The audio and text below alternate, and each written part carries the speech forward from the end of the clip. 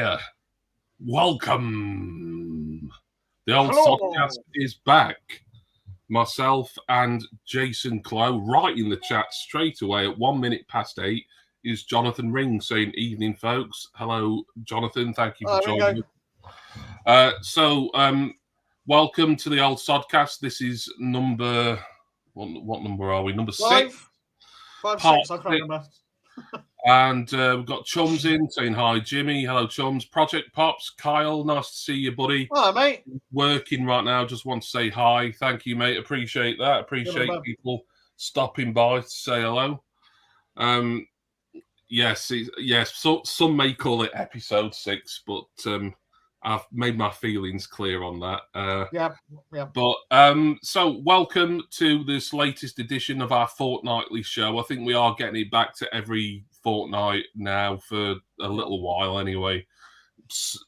Plans are subject to change. I'm of course joined by my co-host at Not Suitable for Mum. It is Mr. Jason Clow. Hi, Jason. Hello. How are you doing? You had a good week? Yeah, not bad. Been a bit lazy today, but yeah, all right. Good. Volume 6, yeah, that seems weird an episode to me. It is, yeah. Yeah. So I'm looking forward to this discussion. Hopefully, we'll have some people dipping in and out in the chat who can help us along. But today, me and Jason and I. Sorry, that's poor. That's poor. Right. It's not grammar, is it? It's the other one. Pronunciation. From me. I think it's grammar. Anyway. But yeah, today Jason and I, Mr. Clow and my good self will be discussing girls. Actually, seen two middle-aged men say girls like that. No. It'll look right. as long as it's not nuns. Okay. Sorry. We're not discussing girls as such. No. We're discussing women, but we're discussing women in music, and we're just discussing our favourites, or female artists, female singers, female musicians. They don't necessarily have to be singers, but I'm sure the majority will be who we talk about. All of whom either we're a fan of, or we just have respected their legacy over the years. Or maybe we've just discovered them. You never know. It could be someone who maybe Jason's listened to. What is it, that indie duo who were getting a load of hype last year? Wet Leg, I think they were called. Jason paying zero attention to the vinyl community. No idea who Wet Leg are. I listened to them a bit. Okay, well, someone to listen to. Like everyone else did. Perhaps I haven't listened to enough, really. But their album did get rave reviews, and there were people in the VC doing videos about the album and things like that. Yeah. To me, I didn't quite get it myself, but I didn't listen to an awful lot. So anyway, anyone, if it'd be interesting if anyone does bring up Wet Leg later on, but that was just someone who came into my head. It's actually two, I don't know, 20-something students, I think. Yeah. Well, give them a listen. But but their album, which I think self-titled, so Wet Leg, the album name, that got a lot of good reviews last year. Yeah. Okay. But we talk about our favourite female artists and ones that we respect, even if maybe we've not sort of collected much of their music or even listened to loads and loads over the years. Alice is in the chat. Hello, Alice. Nice to see you. Thank you for stopping by. And as I will always do, we'll take it turn by turn, and I'll ask Jason to talk about his first choice for a woman in music who he is a fan of or an admirer of. Yeah. Okay, well, I almost left her off because I've talked about her ad nauseum, to be quite honest. No, I know you're going to say, and you haven't talked about her on here that much, really. Okay, well, it is Skin from the group Skunk Anansie. Brilliant band and an amazing singer. She also does the guitar on. I don't know about on the albums, but certainly on when she's touring, she'll play guitar. And what's that? What's that weird instrument where you wave your hands in the air over it? Oh, is it a pheromone? You know the thing I mean, anyway. It makes some weird sort of. Yeah, that thing. Yeah, I can't think, but no, Pheromone doesn't sound quite right to me, but xylophone, something like that. Mm. Yeah. Anyway, she plays that, and she also does DJing, and of course she writes a lot of the songs as well. But no, I just from the moment I first saw her, I've told this story loads of time. Basically, saw her in the White Room, and I was blown away by her stage presence and the sort of music that she was doing. Right, because a lot of theirs is quite punky, quite very metal rock based as well. There's a bit of soul, there's a bit of gospel, and they're very, very versatile in what she does. And yeah, I was just like her vocal range as well. I mean, there's some of them she sounds like, because she's from London, she sounds like a London lass, just singing, and got the accent, if you will, in there. Usually that's when she's doing her sort of semi-angry protest style songs. And then other times she's very, very soulful, still sounds English, but you wouldn't, unless you knew her, you wouldn't necessarily know it was the same person. It's just the way she's able to adapt her voice according to what style of the music they're doing. So yeah, just really, really like her. I think she's very, very talented. Some really, really great songs. And I've been fortunate to meet her a couple of times. Very accommodating. But I would say she's not the sort of person you'd want to piss off in a hurry. Yeah. But yeah. Perhaps it's a good thing you've only met her twice then, Jason. Yeah, have you spent too much time with her? Yeah, exactly. I know I do that to anybody, though, don't I? Let's be fair. Well, yeah. You can't single skin out just for getting annoyed by you. Yeah. They're in the rest of the world. I know I've asked you this before, and I just forget all the time. What's Skin's real name? Deborah Dyer. Deborah Dyer, right? Yeah. I'm assuming Skin is a nickname that's maybe to do with the fact that she shaves her head, or am I? It's because she's very skinny. Right. Right. It basically is a nickname she got. I think at school, and it's an ironic nickname then. You know, like do you remember that band? I mean, do you remember them? They didn't really have any hits, but like I reacted to them on a chart show. I think they called Ultrasound, and like they had this like, and of course me being my size and everything, don't feel I'm speaking out of turn, but this was a beefy bloke who was the lead singer, and his nickname is Tiny. So, but that was obviously an ironic joke. So it was like this, this big guy. I was only reading about them on Wiki. I don't know. I fell in some Wikipedia rabbit hole recently, and they ended up coming up, and I was like, "Oh yeah, I reacted to them on a chart show." Yeah. Anyway, sorry, that's going off topic. That's all right. That's fine. We're just going on to nicknames. So, she was nicknamed Skin because of her being skinny. Yeah, basically. Right, we have got Rob Walker. Let the music play in the chat, and he said Jane Weaver is currently my favourite female singer. Can you give us a bit more information? The name's ringing a vague bell. Yeah. I'm assuming she's a member of a band rather than a solo artist. I don't actually know. She could be a solo artist I've just not heard of. Yeah. So, Rob, if you can give us some more information about Jane Weaver, that'd be great, because that's not someone... I don't know if you were in earlier, Rob. I did briefly mention about Wet Leg, but that was just to kind of get the ball rolling. She's a solo artist, right? That's someone to look up. Then. Jane Weaver, thank you for that. Well, again, another one. See, I like this because people are saying stuff that I may never have heard of. Yeah. So well, you'll have heard of my first pick, but I don't want to move away from from Skin. So has Skin always been? I feel like I'm kind of interviewing you, like you're an official biographer or something. Yeah. Has she always been the only female in the band then? Yes. Right. No, technically that's not true. Very recently, I don't know if she's actually appeared on the album, but it was certainly touring. Mark, his wife, actually has been doing backing vocals and stuff on the tour. On the tour, certainly. Well, she's not like an official member though. So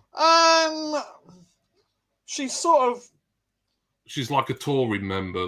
She's a touring member. Yeah, so not an official band. Yeah. Yeah, I don't know if she's been on the actual album or not. She may well have done. But I don't recall, to be quite honest with you. But she came across as she was pretty good, and she was seemed to be having a lot of fun doing it. Because her and Skin would be singing mic to mic effectively on some of the songs. I suppose in that respect, she could be compared to. Do you remember Rowetta out of Happy Mondays? She. Sort of, yeah. I think in more recent years, she is classed as an official Happy Mondays member, but because she's been with them so long. Rob Walker, who was obviously he's from the Manchester region, and he was probably going to Happy Mondays gigs and Hacienda and stuff around that time. But Rob would know whether this is true or not. But I always felt that originally during the 1980s and early 90s, Rowetta wasn't considered an official band member, even though she was in all the videos, she was on the tours, she was on the albums, on the singles. Sammy D is in the chat asking what happened to his eye. I'm assuming. Oh, me, right? no, it's right, quick story. We've got to go off topic now. Yeah, there we go. Right. Basically, I'm blind in one eye, mate. I had detached retina, cataracts operations. They can't fix it. So one eye works.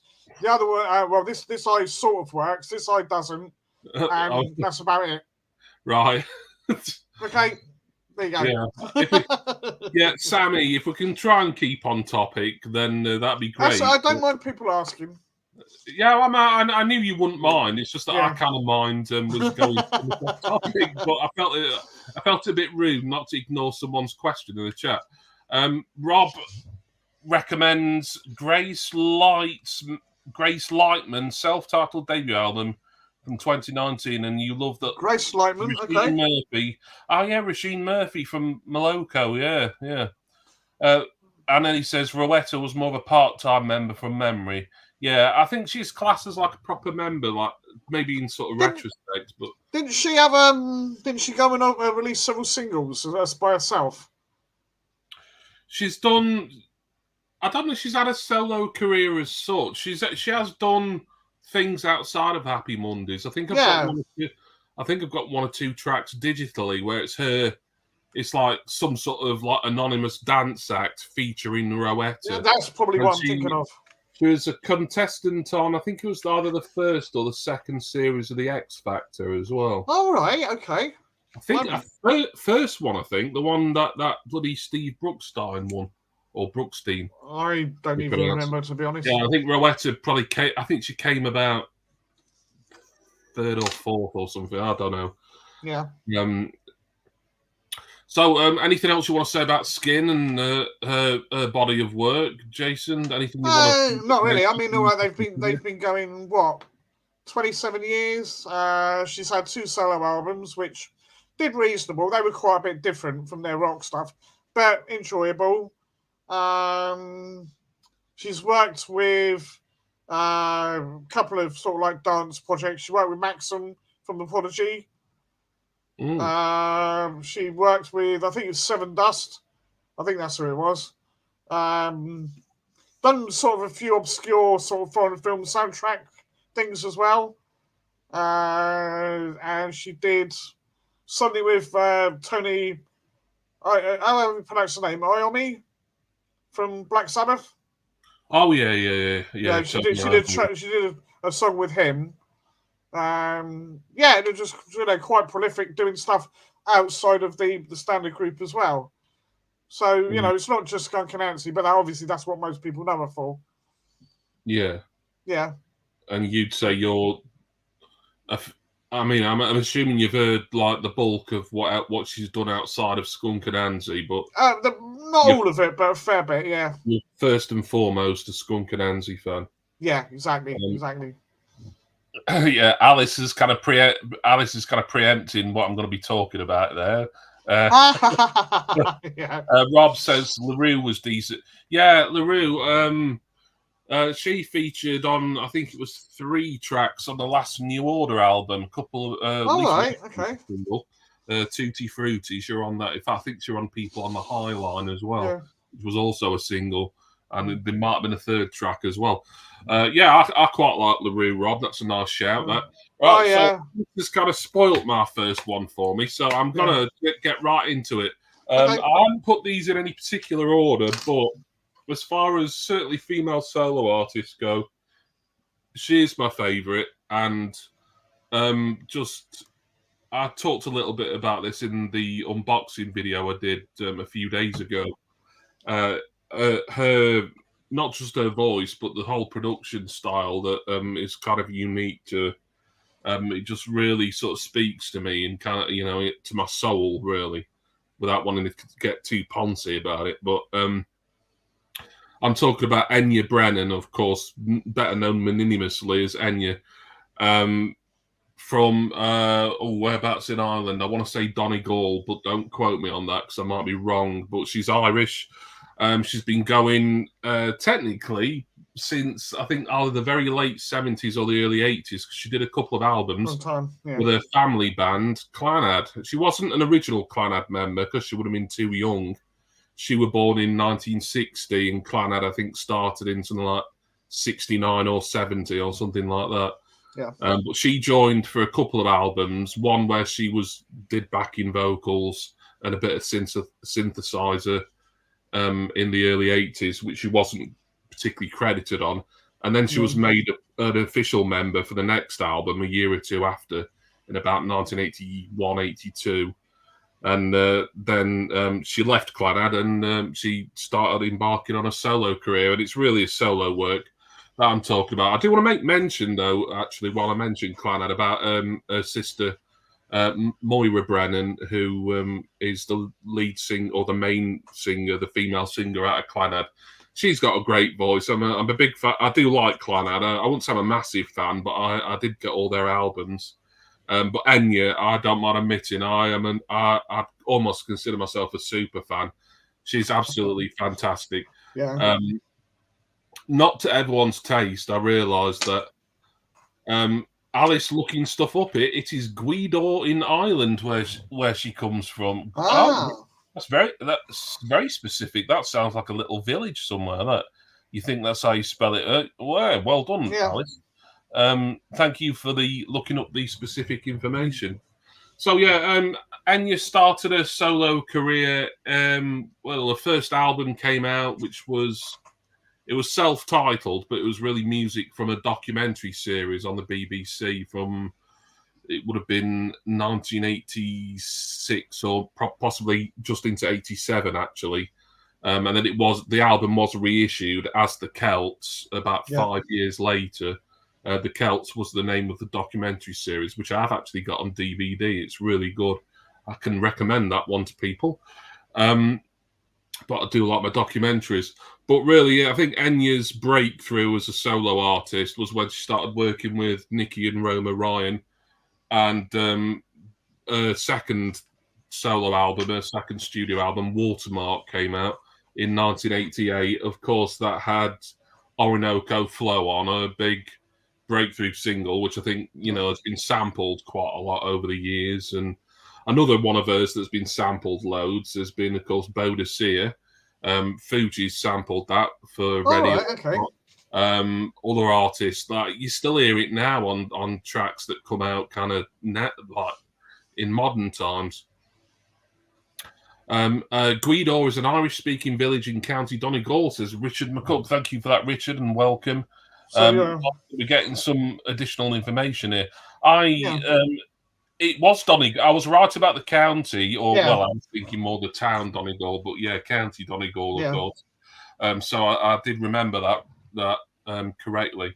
I think Richard is a little bit of a fan, because I remember you showing an Enya very best of on vinyl not too long ago on one of your record pickup. Oh, I can't remember what you call them now, Richard. Sorry. Well, when you show all your purchases and stuff, I've got that album on CD. I've got every album Enya's done either on mini disc or CD, and then I got the Box of Dreams box set on vinyl, which I unboxed only a few days ago. But a genre is. I mean, it's easy to kind of lump her in with the new age genre. I would say she's new age, but I think there's more to it with Enya. I think, obviously there's Celtic elements. That's. Well, I was going to say sort of folky. Yeah. I wouldn't say her sound's ever been kind of proper sort of what I would call folk, but I mean when she was elements of it. Clanad, certainly. Yeah. Clanad were a folk band and always have been. Even they went a little bit kind of new agey and even a little bit electronic in the 1980s. As kind of Enya was having a career sort of parallel to them. They were kind of not copying her, because they still sounded different, but you could tell they were maybe sort of sharing ideas a little bit. But I just think she's great. I don't want to sort of sit here and just kind of wax lyrical about her too much, because people will be like, well, it's not all about Enya, this, is it? I'll turn off. I mean, Jason, and I'm assuming you're not much of a fan, if any at all. But I like was it Caribbean Blue? I do like that one. Good Orinoco Flow, isn't it? Mm-hmm. I think I didn't think much of it when it first came out, but it's one of those songs that I can sort of, I can listen to it. I wouldn't say I'll rush out and buy the album or anything, but I can listen to it. I'm trying to think of some other ones. There's a few that she's done, and the titles escape me at the moment. So you're receptive to some of her work then? I wouldn't expect you to be honest, Jason. But actually, you've just reminded me of kind of a little anecdote, and Alice, you'll get a kick out of this. I've just remembered who got me into Enya, and it's I don't think I've ever really told anyone, but it was actually my auntie Gillian. I was staying. My mum and dad had gone away for like some sort of anniversary weekend or something. I was staying at my grandparents, and my auntie Jill, she was still living with my grandparents at the time, and like we just would driving to Chesterfield, and she put this tape on, and it was like, oh, do you mind if I listen to some music? I mean, I was like 8-9 years old at this point, so it was Watermark, and it was a fairly new release as well, and I just was like, okay. Yeah. And I was like, oh yeah, that's really nice. So it was a family member, but like not someone. I don't associate Gillian with like sort of she's not a music fan as to the best of my knowledge. Someone who I thought but that was the first time I remember hearing a load of Enya's works. It was a full Watermark album. I think I'd heard Orinoco Flow on the radio and things like that before, but. And it was like, oh yeah, I'm enjoying this, but I didn't really. I kind of not forgot about it, but I just sort of ignored Enya for many years and sort of got into other things, and then it's been in like from sort of my early 20s onwards, I got back into her really. There was one you played, and I quite enjoyed it. I can't remember what the hell it was called now. I think you said it was a single release, but a bit later on. From the others, yeah. I can't for the life of me remember. I thought it was. Well, I mean, there's so many that I in particular, I'd class them as favourites. I mean, ones that I know were singles that I particularly really like: "A Wild Child," "On My Way Home," "Only Time." Only Time. That was it. Yeah, Only Time. That's probably. with the arguable exception of Orinoco Flow, I'd say that's probably now her best known song, really. Yeah, that was it. May it be from Lord of the Rings as well, being kind of that's sort of up there, really. I think that's partly why I like some of her stuff, because it's got that kind of I don't know what you'd call it, really. It's not medieval, but that semi sort of I know what you mean. Yeah, folk. Well, not folk again, not folk, but it's difficult to describe. Rob's had another really good shout here, and it's another lovely Irish lass as well, Dolores O'Riordan from the Cranberries. Sadly, no longer with us. That was a big shock when we passed away. Alice's favourite Enya song is The Celt. Yeah, I mean that it's an early one. I mean that's off her first album, and it was the theme to the documentary series. It is one of my favourites as well, though. So I do agree with you there, Alice. Craig Bell asks, "What about the legend Tina Turner?" I doubt Jason's going to be wanting to talk about Tina Turner in too much detail. I doubt she's on his list. Put it that way. She wasn't, but she should have been. Yeah, I don't know. I could never quite fully get into Tina Turner. It was doesn't sound right, does it? Yeah, it was more her earlier stuff that she did. Not simply the best and all that. I mean, I've been talking about before that some of the stuff she did with Ike and that, and that sort of era more. And then the rest of it was sort of like a bit too predictable. Some of it, some of the lyrics were, simply better than all the rest. It's sort of like a bit lazy. I respect, everything that Tina Turner did throughout what was quite a long career. She started in, it was the 60s, it might even be in the late 50s. She was quite possible, born in 1930 something, so she probably started recording in the 1950s, I'd have thought, and then made it big in the 60s with Ike. Started getting big as a solo artist in the 70s, and then I think she retired from recording, I think, sometime in the noughties, I think. Yeah, I think you're right. Rob says, obviously, Madonna. Well, Madonna, believe it or not, as much as I like early stuff particularly, that isn't someone I was intending to talk about too much, but we can talk about her a little. That did surprise me, actually. Richard McCook's favourite female solo artist is Tanita Tikaram. That's a name I've not heard for a little while, but I do remember her. I actually, and it's due to be on screen soon, I actually picked up her album for £1. Have you listened to it yet? Not in its entirety, no. All right. But I did quite like it. Oh, so you've enjoyed what you've heard so far? Okay. Yeah.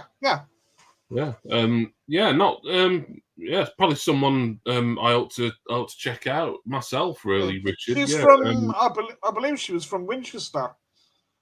Which is not that far down the road from me. I know her brother is an actor, because I've seen him in a few things.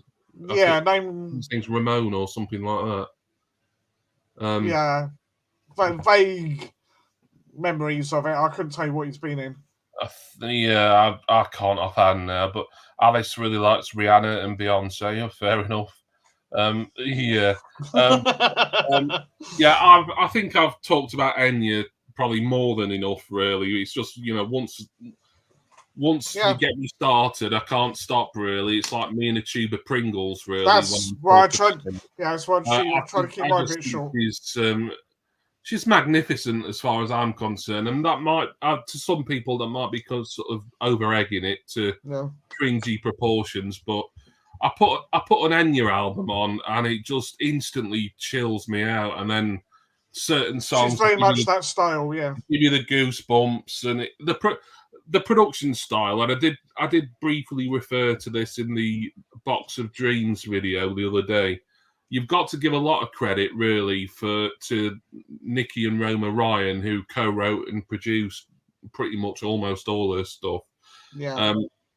it's really, although Enya's a woman, she's a solo artist, she's a single entity in that respect. Really, like Enya as this kind of brand and this kind of musical force, really, you've got to always sort of give equal billion almost to the Ryans, I think, because if it wasn't for them and them perfecting that Enya sound, I don't think. I was just going to say that. Yeah, she'd always have a great voice, but I think if she had decided to go on with a solo career, I think she would have done a lot of things different and sounded different. And I think that's they possibly they deserve credit that maybe they don't always get. The Ryans, myself, I think that's my only critique of her is some of her stuff can sound a little bit samey in sort of like the layout, and then, but like you said, that's her. That's her sound. I understand what you're saying. I don't mind that. I agree to an extent. I don't mind because it's like if I'm in the mood for that kind of sound, that kind of music, I don't really mind if it kind of sounds a little bit similar. Yeah, but overall. Then you can level that at a lot of bands, to be fair. So exactly. Rob's mentioned another artist, PJ Harvey, Polly Harvey. There, not someone I ever got into massively. I think a former flatmate of mine were a bit of a fan of hers. But not someone I can really talk about to any extent. But Jason, I'll have someone else to talk about because I've time with Enya. So Jason's going to tell us another one of his favourite females in the music. Again, it's not someone I know that much about, to be fair, but I've always sort of admired what she's done, and that's Sister Bliss from Faithless. All right, okay. Because I've always enjoyed. In fact, I've probably enjoyed what she plays more than, God rest his soul and all that. But Maxi Jazz's rapping style, she could have gone off and done her own thing, and I think she has had some success as a solo artist. But, she apparently she's I think she's classically trained on the piano, so she knows the fact that she's chosen to do this different style, and she, I think if you listen to it, there probably are elements of classical music in there, but obviously she's chosen different instrumentation. Yeah, just someone I've always enjoyed listening to Faithless's music. Yeah. And someone I should get there. I should get some more stuff of theirs. I think I've got one album, possibly. I can't remember. It's one more than me, but obviously I can think of a couple of really memorable and well-known Faithless singles. Yeah. So, Sister Bliss. I think is she Rollo's sister? Is she? Because Rollo is Faithless as well. Don't honestly know on that. If anyone in the chat can confirm or deny that, then please do so. You could well be right. Yeah, I would look it up myself, but it means I'm going to be distracted when having a discussion. So, bit rude. Well, yeah. But, I've not really got an awful lot to add. No, just I just thought something a bit different, Yeah, I think she has had. Yeah, she's had a few kind of hits, either solo or sort of with other people. Yeah. Another case of like Sister Bliss maybe featuring someone, and a bit like I was on about Rowetta earlier, but exactly. Switched because like Sister Bliss is like the production person, whereas Rowetta is always the singer. So interesting. Yeah, Sister Bliss. Right, I'll move on to my second one, and my second choice, there again, these aren't in any particular order, although I think Enya is rightly at number one for me. But my second choice is a lady no longer with us. I think she passed away in, I want to say, 1999. I've always loved her voice, and it's only been till this year's record store day that I actually managed to pick up my first album by her. But I think really one of the great solo acts of the 1960s, and to me, she always just oozed kind of. She had a sort of class and sophistication about her. She she was a fine looking lady, but that wasn't.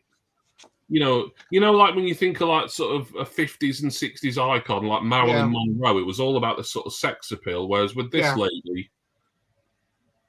she was attractive, but that wasn't what she sort of. That wasn't the main thing, no. And of course, I'm talking about Ms. Dusty Springfield. Yeah. I think she originally started out in a kind of folk group with a couple of family members. Didn't she do something with? I may be thinking someone else completely different. Didn't she do something with Donny Lonergan? Do you mean Lonnie Donegan? Oh, Lonnie, that's the. You knew how I meant. Anyway, I can never remember his name. I don't actually know. I'm not. I don't know. I can't confirm that. Yeah, Dusty. She's. I don't know. She's got a kind of voice. I'd also maybe sort of include acts like Petula Clark in this sort of vein. She's got a sort of lounge singer, sort of sophisticated, verging on soul music some of the time. I was going to say she's got that kind of almost like a Motown.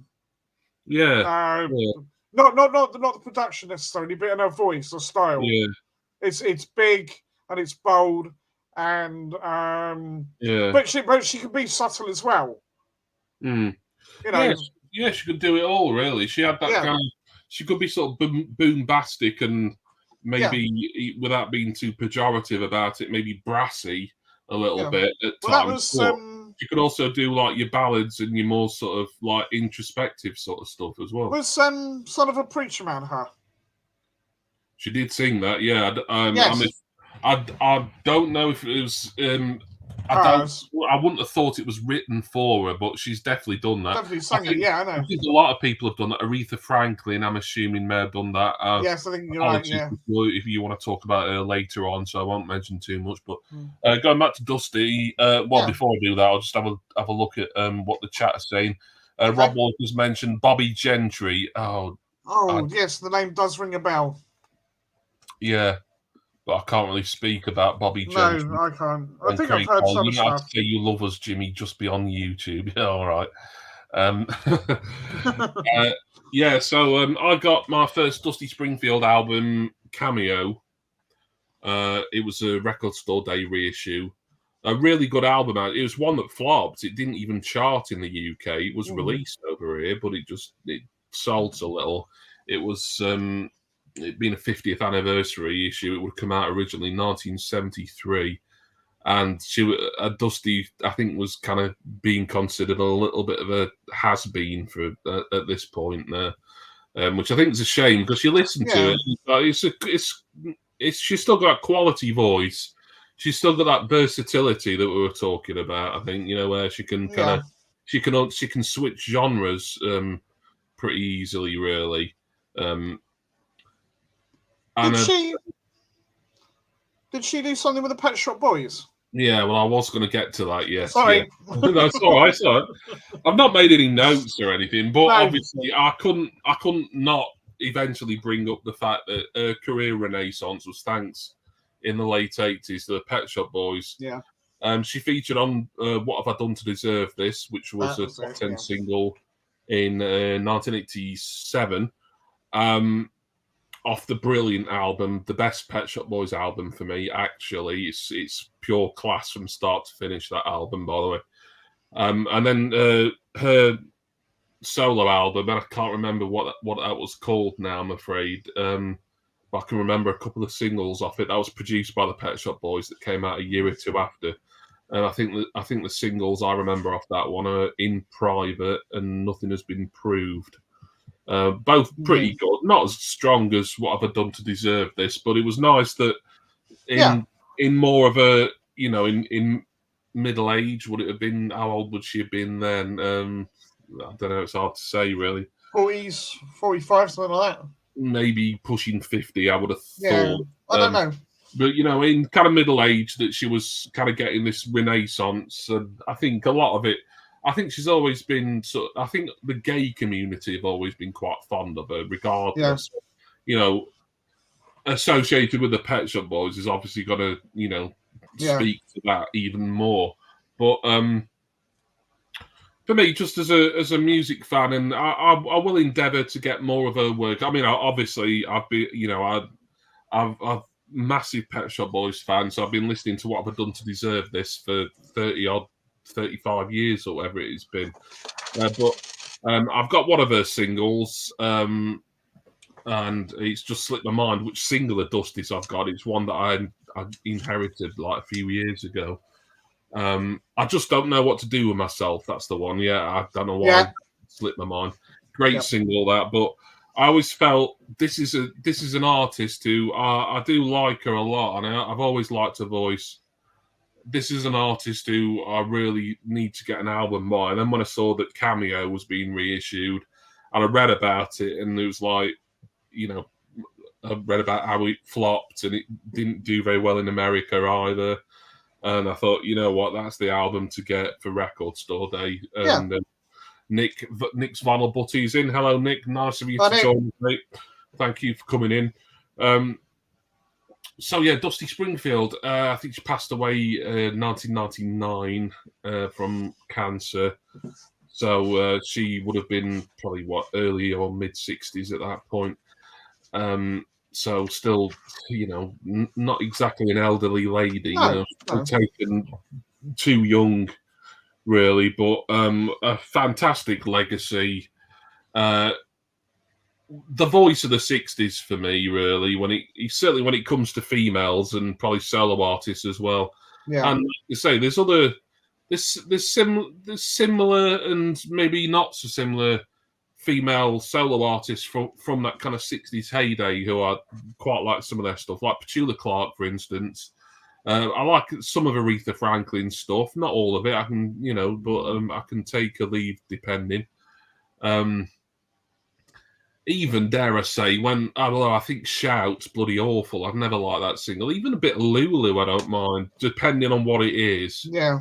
But some of her, you need to really pick and choose with Lulu, as far as I'm concerned. Yeah, I think Shout was overplayed. That was a problem. It just gets on my nerves. It did. I think the first time I heard it when I was, I don't know, probably about 2 weeks old, and then it still gets on my nerves now. Yeah. I almost missed Alice's comment there about Alice likes a few of Dido's songs. Yeah, yeah. God, about 20 years ago, she was all over the place, weren't she, Dido? Yeah. Like, she was kind of like the pre-Adele, really, weren't she? She was just like, she just played everywhere. Yeah, obviously she found fame initially through Eminem, or at least when I say initially, it was what brought her more into the spotlight. Actually, I think, funnily enough, when Alice mentioned Dido, and I said that Sister Bliss might have been Rollo's sister, I think Dido's Rollo's sister, isn't she? I think I got that wrong. I have no idea. I know he is related to somebody in the music industry. I couldn't tell you who. It's not Sister Bliss, it's Dido. Well, there you go then. Yeah. Oh, there we go. That's a mystery solved, I think. Yeah. Sorry about that, Nick. I just pressed yours a bit too early there. 2nd of March, 1999. Oh, gosh, same. It's my mum's birthday, that, 2nd of March. Age 59 when she died. So, yeah, that's not old at all. And Nick says there's only one top-notch female artist, Toya. Yeah, there's a lot of Toya fans in the vinyl community, isn't there? There seem to be, yeah. I know Richard McCook likes Toya. I always want to call her Toya Wilcox, but I know, like, technically, like, if you're a fan of her music, then you just say Toya, don't you? Just Toya, yeah. Although some of those, I've seen some of those YouTube videos she does with her husband, and I don't think I could tolerate watching them for too long. She's just too bloody hyper in her. It's like, hell, calm down, Well, she's always been a bit like that, though, even in her youth. In her youth, she's a bit OCT. Seems to got worse for me, really. Yeah. Anyway, yeah, but Toya. I've never really got massively into her, but she, she released some good stuff in the 80s. I really associate her more with kind of just popping up on TV and stuff. She was in an episode of Minder that were pretty good, Toya. Oh, right. Okay. I don't remember that. Someone's granddaughter who was like, you thought she was like a kind of nice girl, sort of a little bit punky, but kind of, nice. It turns out her and her boyfriend were sort of on the fiddle and trying to screw her grandfather or something at the end. There we go. You never thought you'd tune into YouTube tonight and get a Minder spoiler, did you? One episode dated, it would have been, I don't know, 1984. I was waiting for the Rula Lenska thing reference then, She's been Minder. I think she's been Minder either 2 or 3 different times, actually. Yeah. Definitely at least twice. Nick says, "Don't go dissing my Toya." I think, I think Nick's a little bit in love. Well, you've got Robert Fripp to fight for her honour, and she's been married to him for some years, hasn't she? Yeah. Perhaps. No, I got respect for Toya. I thought she was fun. Yeah.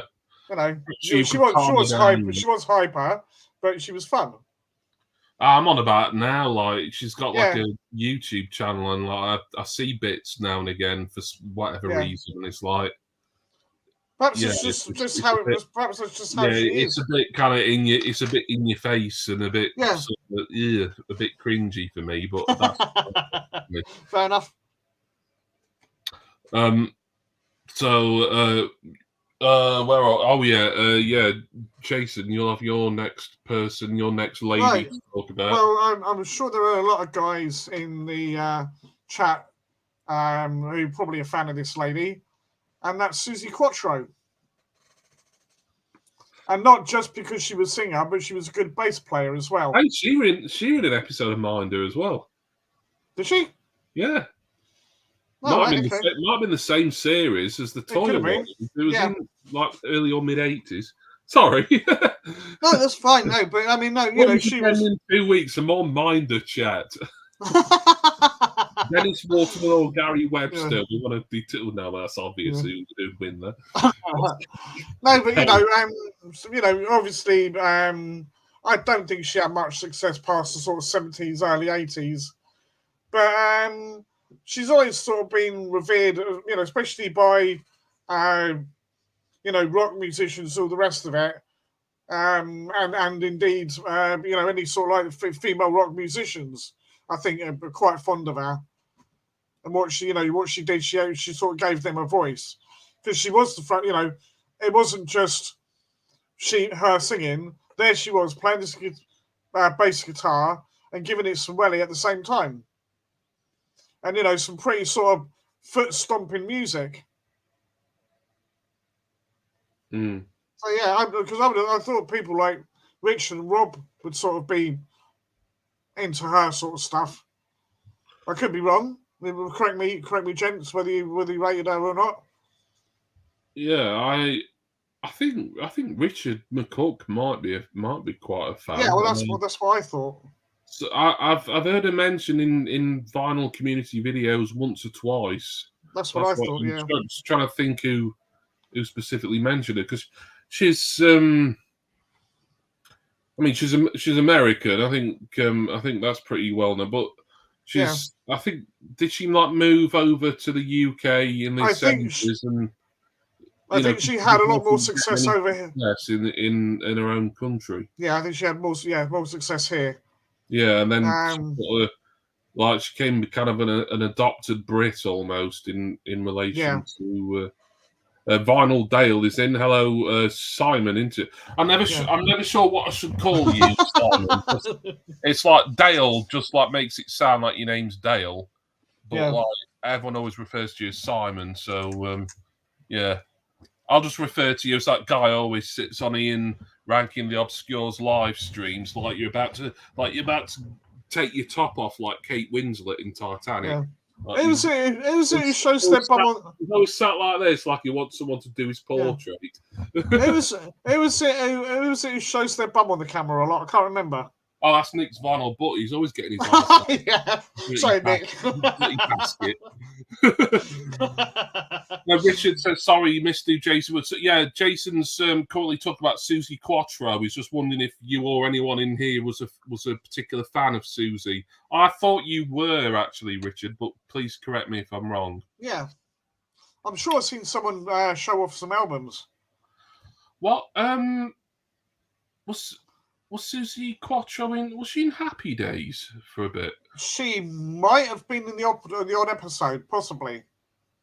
I can look it up if you want. No, it's all right. We don't, because it's not overly relevant. So, have you got any Susie Quattro albums or anything then, Jason? No, unfortunately, I don't. I think I've got compilation albums with her on and stuff like that. You know. All right. Okay. Yeah. So I just read the message. Be distracted. Sorry. No, but it's someone that I should get some stuff of. There's a lot of these artists, and I think now that I'm getting, all right, it's been a few years now, but I'm relatively new, if you like, to the whole VC thing. And you say that, but like you're not really, because you've been in videos about records and music for almost as long as I have. Yeah, but you're sort of more well. Anyway. Yeah, I do more. I'm not a lazy prick like you, so that's probably. Cheers, that man. I've got about 10 videos to come out, so don't worry about that. No, it's one of these artists that I should go and pick something up, and probably if I saw it cheap enough, then if like some charity, whatever, or bargain bin or whatever, things like that, then I'd probably pick it up. It's one of those artists where you mainly know the singles. You don't know the stuff outside that. Yeah. So, this is why in like the mid-90s, I was buying loads of best of albums. Because I wasn't sure that I'd like anything else by them, but it was, she's one of these artists that always did good singles. Yeah. So, it's something I've got to, what should we say? At least invest some money in. Even if it's just the one album, Yeah. Okay. Just having a look at the chat here. Nick's Vinyl Butty, even Jimmy has been in Minder. I'm assuming you don't mean me. You mean Jimmy Nail, because he was in Minder. If we're talking about pop stars who've been in Minder, Jimmy Nail was, I think, probably either just before or around the early days of Auf Wiedersehen Pet. I think he was in that. He wasn't really known as a singer or a pop star then. Richard McCook, yes, I'm a big fan of Susie Quattro. Saw live in 2015. Excellent concert. She was Leather Toxidero in Happy Day. That's who. Yeah, and she didn't she? Wasn't it something to do with she was like interested in the Fonz or something like that, or maybe it was Richie. I can't remember. Who knows? I vaguely remember the episode. Any Happy Day? I've established that I'm the Minder fan around here. So if any Happy Days fans want to join in and confirm or deny it, then Nick's got 3 of their singles. Probably the big ones. Yeah. Yeah. Oh, there's something Drive, isn't there? It's Devilgate Drive. Devilgate Drive. That's the can. She's a little before my time, I have to say. Yeah. Then again, I suppose you could say that about Dusty, really. You like what you like, mate, don't you? You know. Yeah. I don't know. Susie Quattro, I think, sort of. I've got nothing against her, but I'd never choose to listen to her. I don't know. Fair enough. I think.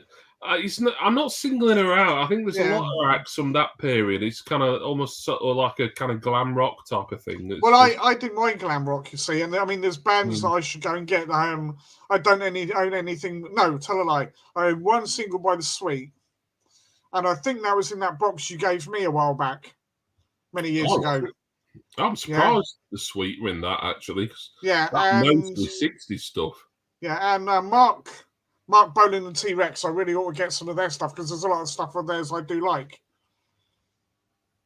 So, it's just bands I've just never got around to buying. I do know for definite Richard McCook is a big T-Rex fan. Yeah. Mine is on Amazon Prime now. I've got the complete DVD box set, which I've watched a couple of times over the years. It's something I will get round to again eventually. But thank you for letting us know, Simon. God, I never expected this conversation to keep bringing mine up all the time. Yeah. Well, there we are. Okay. Anyway, there you go, mate. Yeah. So Susie Quattro. Fair enough. So my next pick. Now, this is someone who generally, apart from Enya, I would have, it would be my number one or number two, but I didn't really want to talk about her too early because I think it might have felt a bit predictable if I just sort of went right in with like, oh, such and such from my favourite band. Yeah. But she's got to have a mention. I can't do my favourite female musicians without mentioning Gillian Gilbert from New Order. So Gillian Gilbert, she joined New Order not right away because they recorded Ceremony as a three-piece in late 80, early 81, and then they re-recorded it once she joined the band in 1981. So there's technically two different versions of Ceremony that you can get on. Oh, right, okay. One without Gillian and one with her.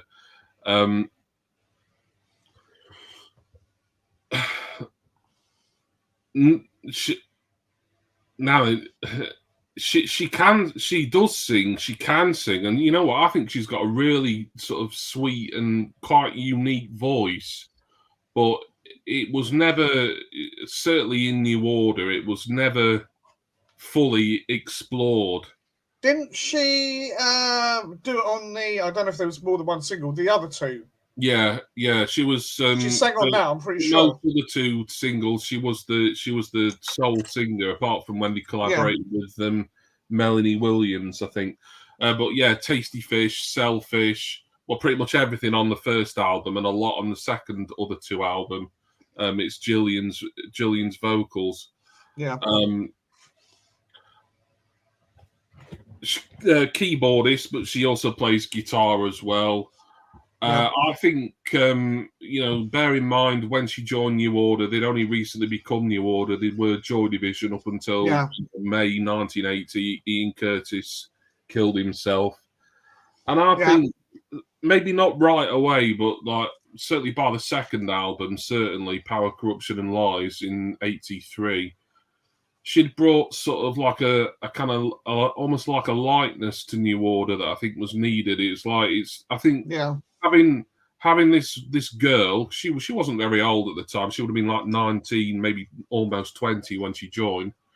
Having this young lady on keyboards in this rather doomy post-punk group, formerly Joy Division, for all intents and purposes, I think really, I think was really to New Order's benefit. Now, I get annoyed with Peter Hook. I mean, I get annoyed with him for a couple of reasons. I mean, one, I think these days is a glorified sort of end-of-peer tribute act to his own band. But I also got annoyed with him for when he said a few years ago that that Gillian Gilbert's contributions to New Order weren't very much and weren't important. I think he was being misogynistic for more than anything. So I don't think he really believes that, because like he's fallen out with everyone else in New Order. He fell out with Bernard mainly, but he's got to slag off Gillian as well, and I think that's wrong. Yeah. Thank you, Richard. Richard's off to work, so he's probably gone already because I've just been waffling here and letting the chat run. Yes, thank you, Leroy. She was fantastic in X-Files. Yeah, don't laugh at him. I knew he was going to bloody laugh at that. I'm sorry, I couldn't help myself. You plonker.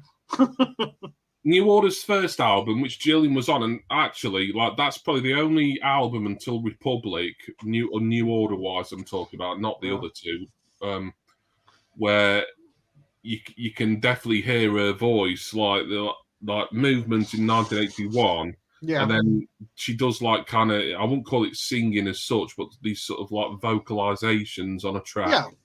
at the end of Republic in 1993. But in that massive sort of 12-year period in between, I mean, she didn't do any singing, and it was, it'd be weird, like thinking about a lot of New Order's hits and their singles and everything. It'd be weird to kind of imagine a woman singing them, be it Gillian or anyone really. But I think voice-wise, really underrated. But she's never really sort of maximised and capitalised on her singing ability. She's always been first and foremost a keyboardist, a producer, a guitarist now and again, depending on what New Order track it is. But she's fantastic, and she's just as important as any of the other original. Well, she wasn't quite original, but she was almost original. Four members of New Order. Some of her work, I think, she really added to probably stuff like some of my favourite New Order tracks, like Bizarre Love Triangle, Perfect Kiss. I think her keyboard playing was definitely is definitely noticeable on there. All sorts, really. They needed a fourth member to. Probably mainly for touring, but also for recording as well. Yeah, I do wonder if without her they would have sounded too much like just like Joy Division, but a step on. Yeah, exactly. I think if they'd stayed as a three-piece and they'd not brought her in, or they maybe brought another bloke in to do second guitars or whatever, or even keyboards. I just think they might have just sort of remained in that kind of. It's hard to tell because you can't say, oh, this would have happened otherwise, because it didn't happen. Maybe in an alternate universe somewhere it did, but we can only talk about what we know did happen. And he joined in 1980 or early 81. The first album, Movement. I know Rob Walker. I'm not sure he's here at the moment, but Rob's a big fan of that album. Me personally, I think it's one of New Order's weakest, but it's not a bad album. I love everything they've done. But certainly by Power, Corruption and Lies a couple of years later, that for me was when New Order really started. They were sort of like the bridge from indie guitar music to what would be electro pop, synth pop, and even dance music further down the line. I mean, there were that band with guitars and keyboards who either rock fans could like and dance music fans could like as well, and that's why I've always liked them, because they've always sort of been able to mesh the two. I get that. But I think Gillian's just,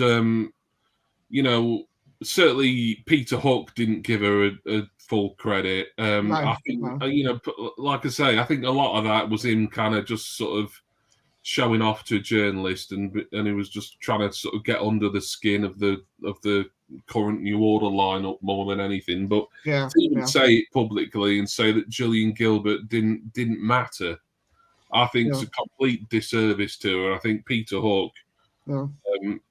should really have been ashamed of himself for saying that, regardless of his feelings about Bernard Sumner or about what happened towards the end of his spell in New Order. I think what he said about her was really uncalled for. She's she's not easy. She did retire from the music industry for a brief period in.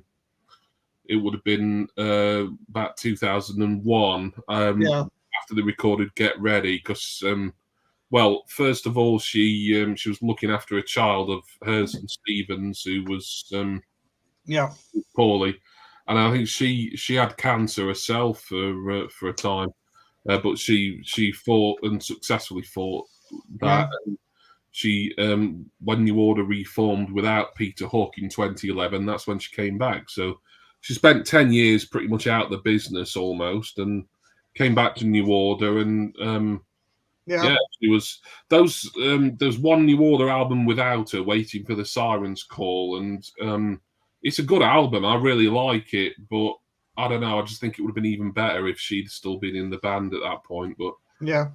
So Gillian Gilbert from New Order is exceptionally good and underrated for me, female musician, and certainly underrated as a singer. But not many people have actually heard her sing. So I do urge people to check out the other two and listen to her voice, because I think she's got a really nice voice actually.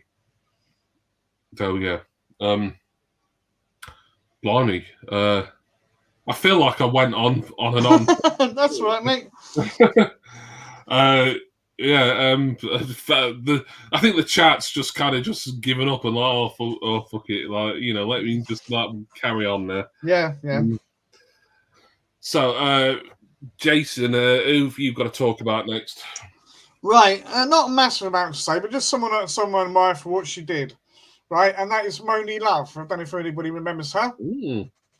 Right, a female rapper from England. Kind of had, it's weird. Some of her stuff, she'd sort of have the American tone. Sometimes it would be definitely this sort of, English accent with it. I think she chose depending on what she was doing. But I do have as far as I know, she never did one album. I could be wrong. But Down to Earth, I think it was called. In fact, if you bear with me, because come on, mouse. I brought up the list of stuff that she did. Down to Earth was the album. It didn't do particularly well, but she had some more moderate success. I Can Do This, Grandpa's Party, which is fantastic. Really, really like that song. Money in the Middle, right? She's one of these artists that she didn't necessarily do particularly well, but she had, she did all right. The one most people probably remember was, do you remember A Diva? Yes, I do remember A Diva. Yeah, she did a song called Ring My Bell. That was quite good. I remember that, yeah. Yeah, that was good. And the another one that people may remember is It's a Shame, My Sister, featuring True Image, whoever they were. I don't remember them. That one isn't ringing a bell for me. But no. I got a funny feeling it was sort of a rap cover almost. Because I'm sure the chorus was taken from something else. Oh, mind you, that's quite commonplace in rap anyway. When it's a hip hop track of the day. Yeah. Does she still record then, Moni Love? She's not somewhere else. I don't honestly know. I can quickly look that up whilst I'm here. Actually, don't knock your pipe out over it. Okay, but no, it's I mean, the thing is there was a big part of what she got noted for was the fact that she became with a part of the Native Stunt Collective, and they were all American artists. You had De La Soul, who, as you know, I absolutely love. Jungle Brothers, Tribe Called Quest, and Queen Latifah. Yeah, they were kind of all in that sort of conscious hip hop sort of. Yeah, and they would, they go touring together and all sorts. And perhaps, actually, I'm thinking about it. Was it? Maybe I'm getting them mixed up with someone else. But did she maybe have a little bit of a TV career in America? Maybe. Queen TV or something. I don't know. I could be totally getting that wrong. Queen Latifah certainly did a bit of acting and stuff. She was I'm on about Moni Love though. Yeah, I really don't know. What Queen Latifah's done. I didn't really follow her much outside of the music, to be honest. It's something to look, something I can look up at a later date. I get the feeling, which is quite ironic, really, with like Susie Quattro. You chose Susie Quattro before, who was an American who did better in Britain. Yeah. And now Moni Love, who I get the feeling, and I could be wrong, but she's gone on to do more, maybe not so much music as such, or partly that, but more sort of general media and TV and stuff. Yeah, you could well be right. It wasn't a conscious choice. It was just, Yeah. Yeah, just someone I think did Rob well. wants to know if we've mentioned Bananarama. No, but I do like a bit of Bananarama, I have to say. Whisper It, but he likes Janet Jackson. Oh, no, there's nothing wrong with Janet Jackson. She was fine. Rhythm Nation, 1812. Yeah, don't ask your brother to babysit your kids, but no. But no, Rhythm Nation 1812, whatever it was called, was bloody brilliant. It's a great album. Susie and the Banshees as well. My favourite Susie Sue moment was before anyone even knew she was, and she was pulling faces at Bill Grundy during the Sex Pistols interview because he was trying to get off with her. I remember that, yeah. Lovely stuff, yeah. And wasn't she in The Cure for a bit? I don't know if she was in The Cure. I would have thought she might have. Or was it that? No, actually, I think it was the other way around. I think Robert Smith was in Susie and the Banshees, actually. Oh, was he? Oh, right, okay. Yeah, I think that was it. I can't remember. Some connection, anyway. So, Moaning Love is an interesting one. Someone I've not thought about for quite some time. No, it was this. I don't know why, because I think they were quite markedly different. I mean, one was a solo artist, the other was a duo. But for some reason, whenever I think of Moaning Love, I instantly, right after, think about the Wee Papa Girl rappers as well. Oh, yeah. They were all right for their time. I think they only had a couple of hits. I like them. I thought they were really fun, them. Yeah. Wee Papa Girl rappers, yeah. Didn't they do a song with the Beatmasters? They might have done. Beatmasters did a lot of collaborations, didn't they? Yeah. Excuse me. I know We Rule was their main song. In the chat, evening Beardsley. Nice of you to join us, my friend. Hey! Hello, mate. Don't say hey there, geeks anymore. I say boys and girls, isn't it? Robert was it the Banshees? Yeah, you were right there. I didn't know that. That's something I've learned today. Yep. He actually also mentions about Charlene Spiteri from Texas. Yeah. Charlene Spiteri, who was also guested on my favourite Rammstein track on the album. Oh, bloody hell, Rosenroth. That's it, Rosenroth. Yeah, I had to think that. We Rule, says Nick. Yeah, that's the one I was saying about, yeah. Oh, why, thank you there, back. It's lovely. Right. Moaning Love. I can't really. I think as female rappers go of the era, certainly. Yeah. Decent. Like I say, I always associate the Wee Papas with her, which is probably unfair because I don't think they had anything to do with one another, really. No, I don't think they did, no. They might have gone on tour together, possibly. Well, yeah, it wouldn't have surprised me, really. No.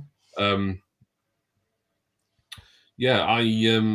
not really got much, if anything, to add to that, really.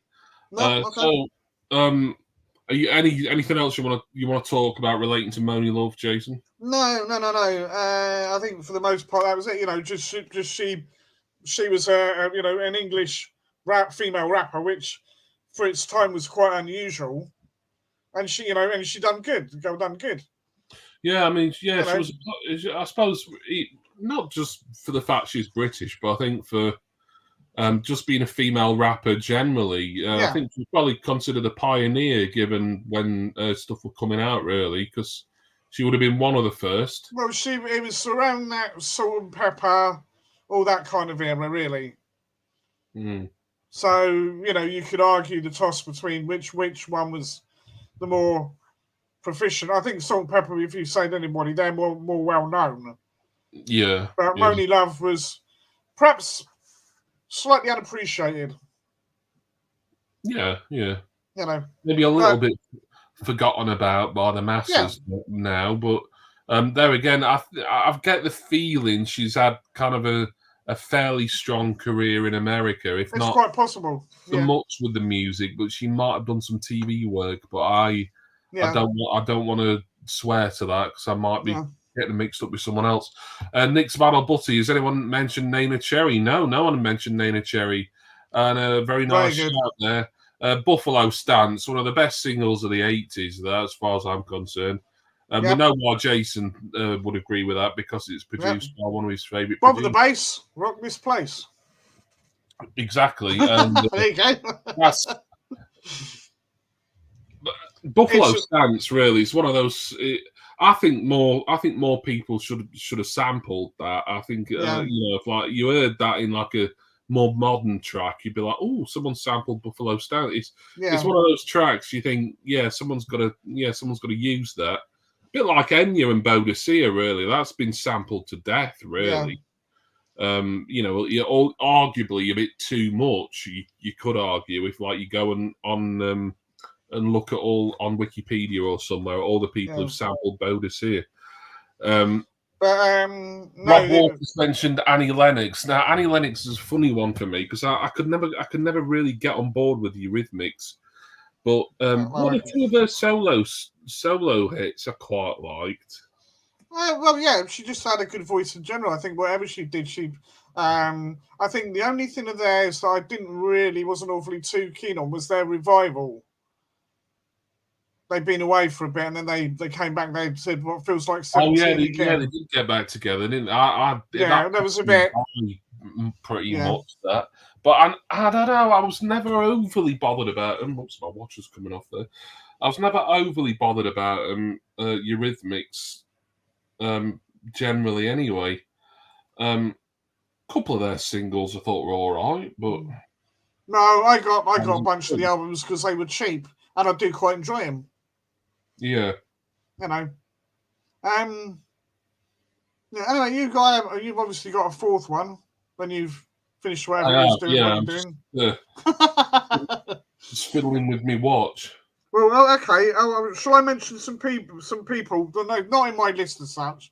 These are just names. I'm going to chuck them out at random. See if there's any reaction. Yeah, you go on. Shirley Manson from Garbage. Nice. Remember Garbage? Certainly do, yeah. Yeah, Butch Vig that produced Nirvana. So they were pretty big in the 90s, weren't they? I saw them at Reading Festival. Very good live. So any thoughts on that one? Beardo likes Garbage, apparently. Oh yeah. I know someone sent me. Was it? Yeah, it was Beardo that said. I think you said you met her, didn't you? Oh, you met Shirley Manson, have you, Beardsley? I think you said got a kiss off her or something or other. Oh, I'm struggling. I'm sure there was something that someone said something. Or someone I know said that. I'm sure it was Beardo. Okay. Well, anyone? Yeah. Keep going through your list. I don't know why. Okay. What about for someone a bit different? Vanessa May. The violinist. Yeah. I thought she was very talented. Not necessarily my sort of music, but the way that she did it did make it different. She wasn't just doing. Although it was classical, she was putting her own thing on it, and I think that made it work. And she, I think she did pretty well for herself, all things considered. Right. I don't know for very long, but Let me have a look at the chat now that I've stopped fanning around with my watch. I don't know if it was sweat or it just came off. Tori Amos, Kate Bush. Yes, both very good. Kate Bush is great. Kate Bush, I think I could really get into her work. I've just kind of stopped myself from doing it. Tori Amos, she's all right. I'm not that. She has done some good tunes. Ryan Milky's in the chat. Hello, Ryan. Nice to see you, mate. Hello, dude. Thank you for coming in. Craig Bell here, which might be a little bit of a joke, is wanting you to remember Celine Dion. Oh, bugger off. Sorry. That's a bit harsh. That was Jace. That's a bit harsh, sorry. Nick's Vinyl Butty, Sam Fox, she had her knockers. Yeah. Yeah, good. The less said about her, the better. Yeah, but you used to actually be a fan, Jace. Yeah, you used to. I was, yeah. Yeah, you stopped being a fan when you were about 50, so what? It doesn't matter. No. Yeah. That was Tarry B, and I ended up on a tour bus drive. I don't know who Tarry B is there. She's already been mentioned today, Beardsley, before you came in, Polly Jean Harvey. So who was it then? Someone I know got a kiss off her. Got a kiss off Shirley Manson. No idea. No, I don't. Okay. I don't know, there you go. Go on, who's your number 4 then, mate? Right, my number 4 is Sarah Cracknell from Saint Etienne. Had to be. Yep. Oh, you were expecting that, were you? To a degree, yeah. Yeah, I mean, I love Saint Etienne. She wasn't all their original vocalist, believe it or not. They had 2, didn't they, at one point? Well, the first single, which was a cover of Neil Young's "Only Love Can Break Your Heart," had a different vocalist. I can't remember her name now. It's not coming to me. But she did feature on most of the first album, Fox Bass Alpha. Yeah. And then I think by the second album, it was always Sarah Cracknell. She was like the front woman. It wasn't sort of like a semi-rotating cast of vocalists like it was a little bit on the first album. No. I seem to remember there was a woman on stage with her with black hair. Yeah, there was. That may have been on that first song. That might have been Debsy. That actually, Debsy was someone I'm not overly familiar with her, but she did a lot of backing vocal work. Maybe that was it. Etienne. Yeah. So that might be her, but it might be someone else you're thinking of. I don't know. I just think Sarah Cracknell's got a nice voice. Very sort of in the Gillian Gilbert vein, I would say. Sort of slightly lilting, sort of, not kind of like bombastic and a strong, powerful voice, but just like a pleasant one, just one that you can listen to. Oh, that's quite sweet, Yeah. I think she's of that ilk. Well, you were saying about like Dusty Springfield and all that lot. She always struck me as having that sort of, I know that was kind of their thing, that kind of mellow 60s music, that undertone to it. Yeah, certainly particular Saint Etienne albums and singles have got a real, 1960s swinging London kind of vibe to them. I was sort of thinking, Downtown. That sort of, but I know that some of that, I suppose Downtown was quite bombastic in a way. But when she was singing the verses, they were quite subtle and just pleasant. Yeah. No, I see the comparison you're making. Just before I get back to Sarah Cracknell, I'll just have a look at the chat here. Rob Walker mentioned Sophie Ellis-Bextor. She's all right. I liked Murder on the Dance Floor, and I liked the one she did with Spiller, Groove Jet as well. Yeah. Alison Goldfrapp, or Goldflap is I think it's Goldfrapp, but Goldfrapp. I think Gold Flaps. I think that's something Jason's got in his magazine collection, but we better not talk about. That's what you mean. Yeah, well, no one knows who that is, Jason. Well, some people do, but unfortunately, Susan, she's someone who I hadn't seen anything. I did put her down on the list. I listened to her again recently.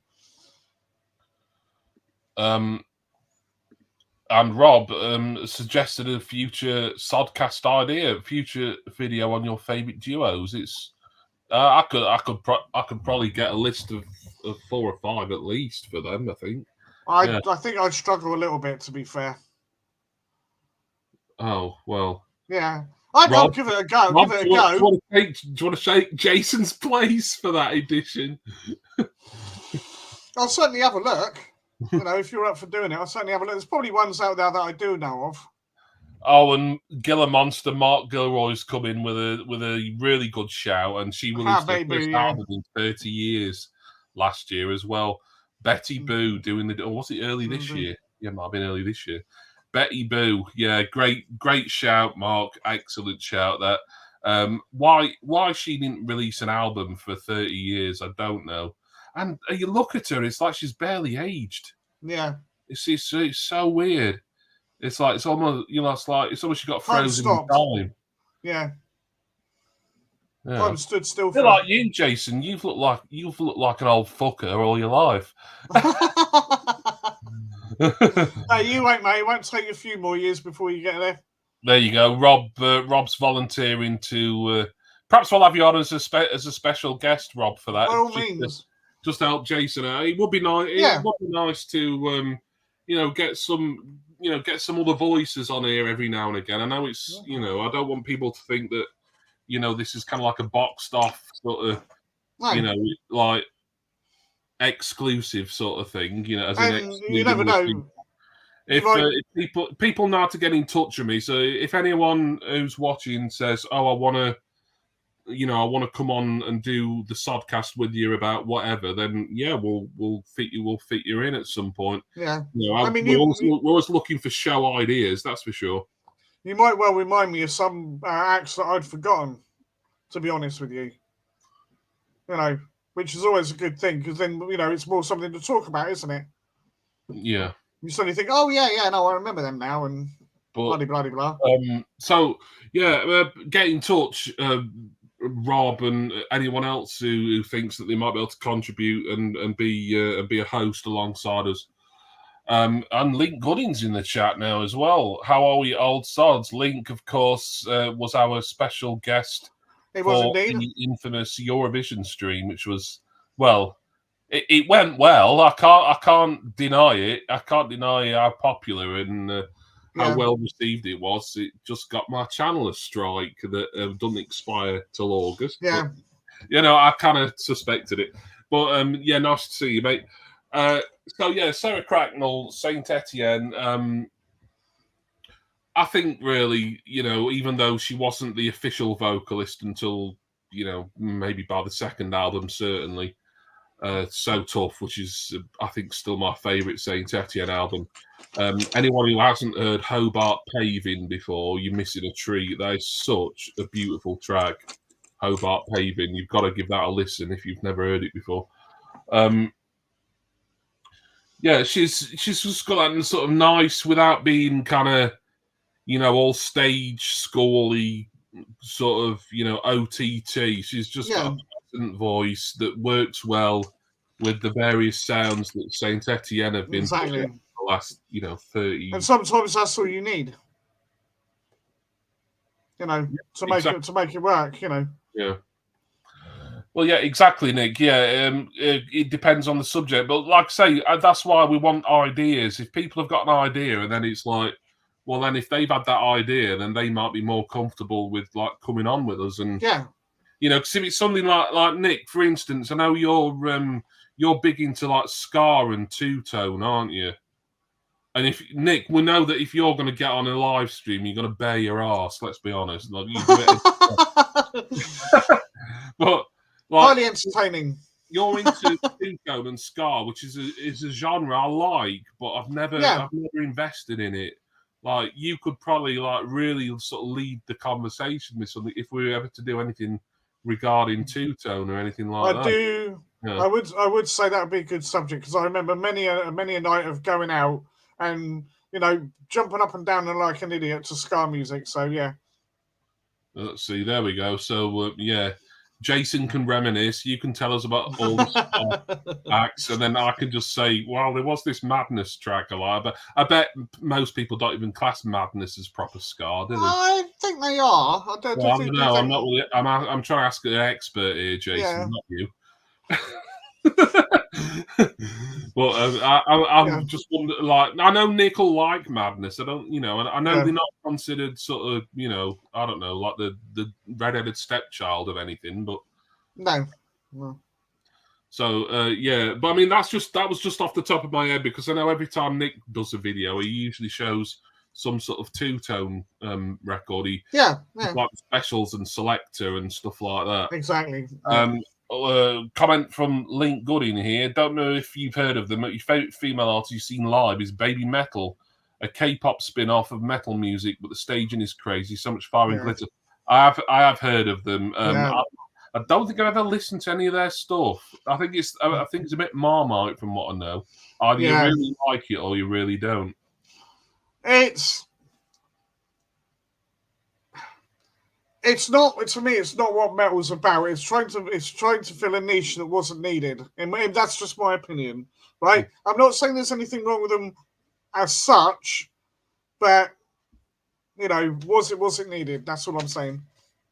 Yeah, Nick, they're really stuck. Yeah, definitely the early Madness, because they did, One Step Beyond. That was proper ska, weren't it? Oh yeah. And Last Boat to Cairo. What was the cover they did? Madness. Yeah, they did a song called Madness, but that was originally by someone else, weren't it? Like Prince Buster or somebody. I was going to say it had to be someone like that. Reggae or ska artist from the 70s or possibly even 60s. I don't know. Like I say, that to me, I would be going in almost blind with that. So we would need someone with Nick's expertise really to lead the way with that. But get in touch with me or with Jason, but probably me. It'd be better to because I run things around here. I was just if you've got any ideas for shows and you want to help us out and be on the panel with us, then we're welcome to. I mean, we know what we're doing in a couple of weeks, but we can schedule whatever for whenever really. Yeah, I would also. Prince Buster. Yeah, I was right. Nick confirmed it was a Prince Buster track, Madness. He's had a big influence on ska music. Yeah, but anyway, we better not talk about ska too much, just in case we ever do get this special edition with Nick about Stone and ska off the ground. Can I just say that any of the artists that people have mentioned tonight, right? There was there was obviously Wet Leg, stuff like that. I think Rob mentioned a few. Yeah, Rob mentioned quite a lot. Yeah, please do. Or you can leave some comments afterwards or something, or let me know directly. Do let me know who you think I should check out, and that goes for anything, because I'm always looking for bands to have a look at, see whether they're any good or whatever. Yeah, and also that gives us more scope for other discussions. Just if you want to just do a list dump of artists, just leave it in the comments afterwards, and me and Jason can check it out at our leisure, really. So that'd be really cool. An idea from Nick here. How about favourite comedy records? That's not a million miles away from what we're planning in a couple of weeks. Yes, that's true. True. I mean, it's a bit more general what we. That's probably away a bit, but but that's not a bad idea actually, are they, Nick? I don't really want to talk too much about Sarah Cracknell. And I'm trying to think of any honourable mentions for me. I mean, Madonna. Got to give her at least a passing mention, but I mean, it seems a bit obvious to say Madonna. Well, also for me, obviously, I'm a big fan of The Cause. I think Andrea Corr, great vocalist. There again, I think it's the sort of type of female voice that I'm into, really, kind of softer, a softer voice, really. But also, she had two female bandmates, her sisters. Caroline, who was a good drummer. It was unusual for a drummer to be in a pop band, certainly. And Sharon, who is also a good vocalist, but she mainly does backing vocals for The Cause. But she has released solo stuff. But she is mainly on the fiddle, and that means violin. It doesn't mean she's trying to rip anyone off, Jason. I knew what you meant. I wasn't going to say anything until you actually said it. Oh, and Rob's just mentioned another person we've not mentioned tonight, Bjork, of course. Yes, Bjork. Well, funnily enough, I think that's how Skunk Anansi first got known, because they performed with Bjork on Army of Me on Top of the Pops. And that's before I knew who they were. Yeah. I remember quite liking a little bit of the Sugar Cube stuff. Right, I think that was right before they split up. And Hit was a brilliant song. Which one, sorry? Hit. Yes, that was good. Brilliant song. Love that song. Yeah. And Bjork's a weird one, because I wasn't really into what she was doing, because she was mixing styles and sort of going off on weird tangents. And then I saw her at Reading 95 live. And it completely changed my opinion of her. because she's great live. Very, very sweet, very polite, but her voice is she can project it very, very well on a live stage. And I think it did change my opinion of her and her ability. Mm. So, definitely someone who should be mentioned. Yeah, and Nick mentioned Tina Turner. We did talk a little about Tina Turner quite early on, didn't we? That before you came in, Nick. Link asks one here that I'm going to struggle to answer. How do you feel about Lizzo? I can honestly say I can picture her right now. I can honestly say I've not listened to any of her music. No. I know she's really popular currently. She's sort of like the female vocalist about town at the moment, isn't she?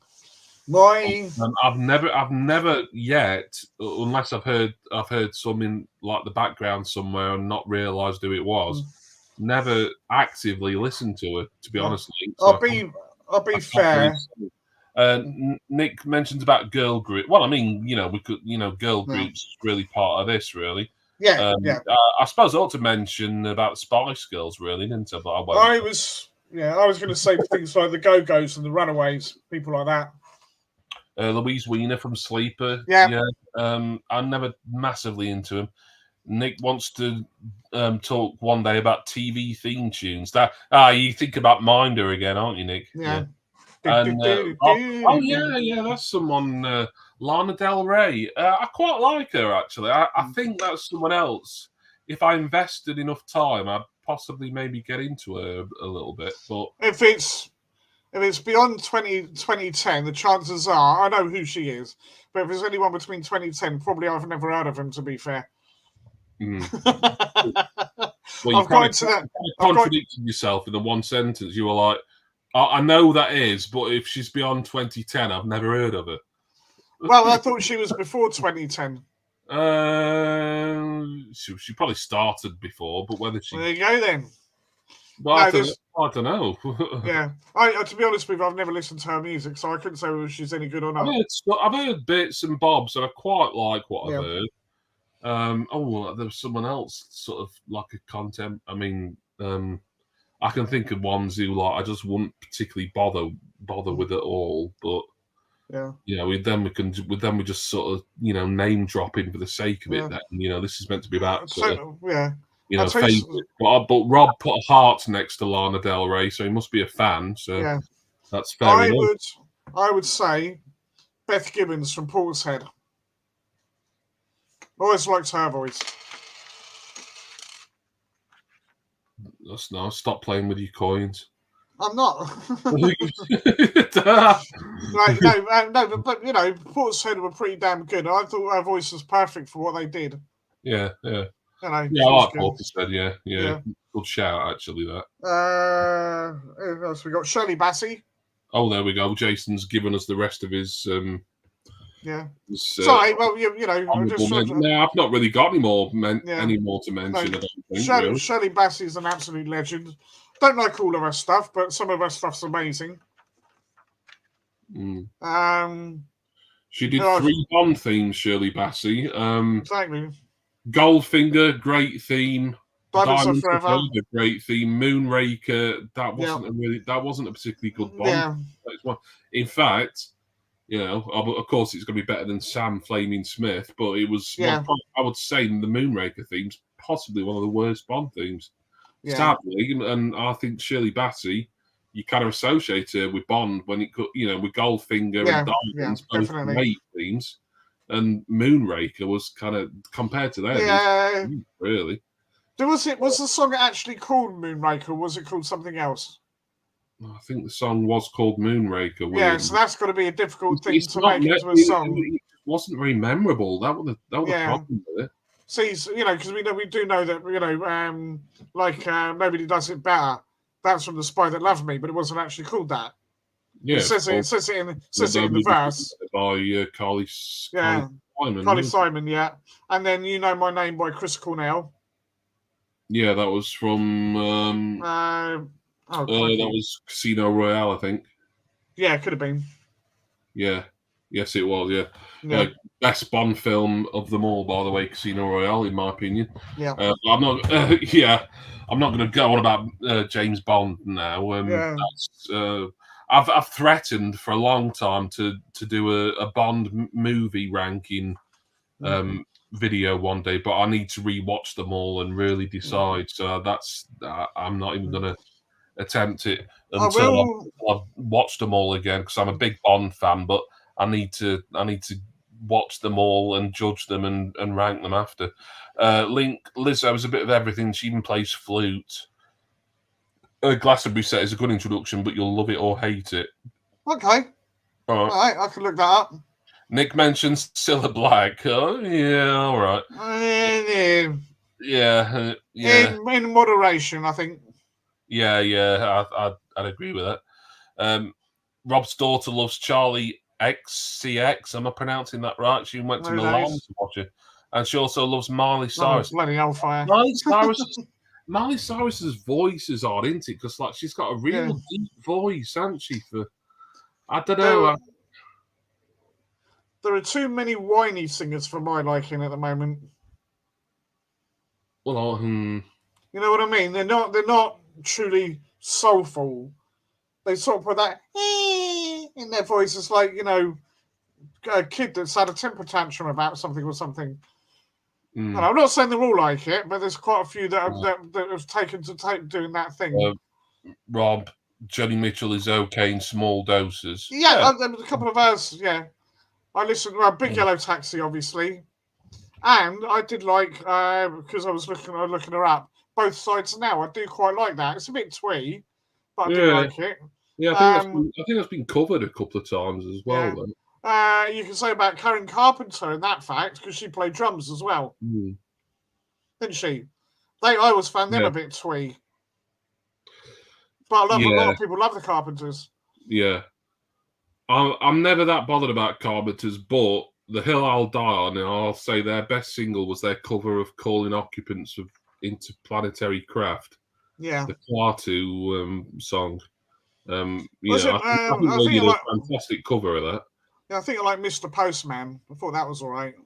I would have preferred like like a 60s version of that. I wasn't bothered about the Carpenters version of it, to be honest. Yeah, we get a lot of name dropping, I think. Yeah. I think here now. Miley's got on the Metallica covers album. I didn't know there was one.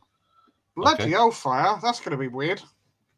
What about Sonia, as in the Liverpudlian song? Yeah, okay.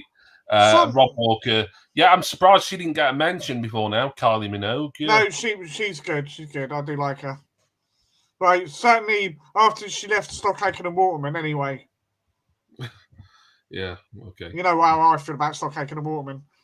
Yeah, you love them because you're a Samantha Fox fan. I bloody hated them as well. And they produced Samantha Fox, at least in the some of them, yeah. Yeah, anyway, let's sit about that. No, right. I think that's a good. I think that's a good point.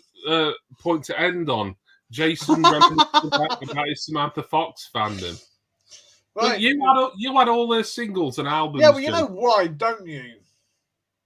Because it was good high energy music. There's nothing wrong with Samantha Fox's stuff. I'd listen to it now. Most of it was shit. Now I look back on it. Look, Jason, Touch Me, I Want Your Body is a great single. No. And I bet you bloody owned it. And I did, yeah. Right, so but why did I... Why can you suddenly go from liking someone to just not like Because you grow up. Yeah, right? But you don't almost happened overnight with you. No. I had a single stuck in a box for ages, for about 3-4 years, and I could not get rid of them. I could not shift them. They would not go. Nobody wanted them. So there you go. It's like my niece liking Five when she was little. She now listens to My Chemical Romance and AC/DC. Oh, so what does that tell you? Some might say Five were an improvement, but yeah. Yeah, well. No, yeah. All right. Yeah. Okay, yeah, Jason don't want to go into great detail about how he once loved Samantha Fox and now he doesn't at all. Yeah, well, no, I mean... we talked about Toya a little bit earlier on, Robert. thought you were in during that, but perhaps not. Links on about the Metallica covers album. Oh, Elton John and Ghost are on it. Oh yeah. Actually, I think Ghost covered Enter Sandman, didn't they? So someone you didn't mention, mate, and I'm surprised you didn't mention her. Alison Moyet. Yeah, good shout that Alison Moyet. Yeah. Yazoo, great, but good synth duo. I do like my 80s synth pop. There you go. I like a lot of the early solo singles as well. Wouldn't say I'm a big fan, but I think I've got greatest hits on mini disc actually, Alison Moyet. And you picked up that album. You picked up that album as well. Yes, didn't you, I got Rain Dancing, which was a good one to get. Is This Love is one of my favourite singles of the 80s, and that's on that. Nick mentions Pauline Black, lead singer of the Selector. One for the two-tone show there, but good shout from Nick. Another one, Dakar, lead singer of the Body Snatchers, another two-tone band. And someone who didn't get mentioned, and I think she deserves one because she was a bloody good drummer, right? It's if I get her name right, Candice Blackman Santana, who was with Lenny Kravitz. If anybody remembers her. No, I remember Lenny Kravitz, but she was in quite a few of her. No, I don't. Quite a few of her things. Take you over it there, Jace. If you, are you gonna go my way? She's heavily featured in the video for that, right? She's got the sort of afro hair and the sunglasses and all the rest of it. And I think she was on quite a few of his albums. I don't know a lot about her, but I know thinking she's a good drummer. And you've also got, in the similar vein, you've got Sheila E., who played with Prince of the Revolution. She was a good drummer as well.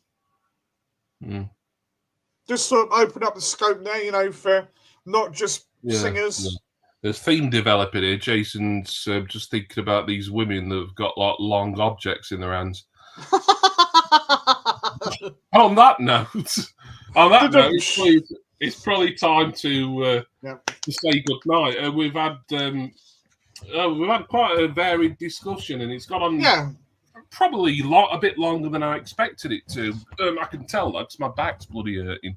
All right, get some rest, mate. But thank you everyone who's been in the chat and contributed. We've had a lot of names here. Like I said, a lot of people who me and Jason ought to go and look up really and invest more time in. Yeah, please do leave comments down in the chat, in the description or whatever. I know what I mean.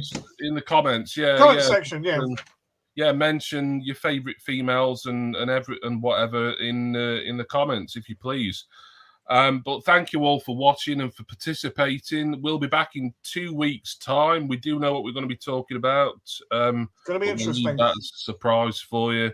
And like I say, we are accepting guest hosts if you've got something in particular that you think we can be talking about that maybe me and Jason would possibly struggle to cope with just the two of us. So get in touch with me if you're interested in that. But thank you all for watching. Thank you to Jason for co-hosting again. Thank you, Jimmy. Enjoy what we've all got coming up on YouTube over the next week or two, and we'll see you for another old Sodcast in a fortnight's time. So thank you, everybody, and see you next time. Bye-bye. Bye.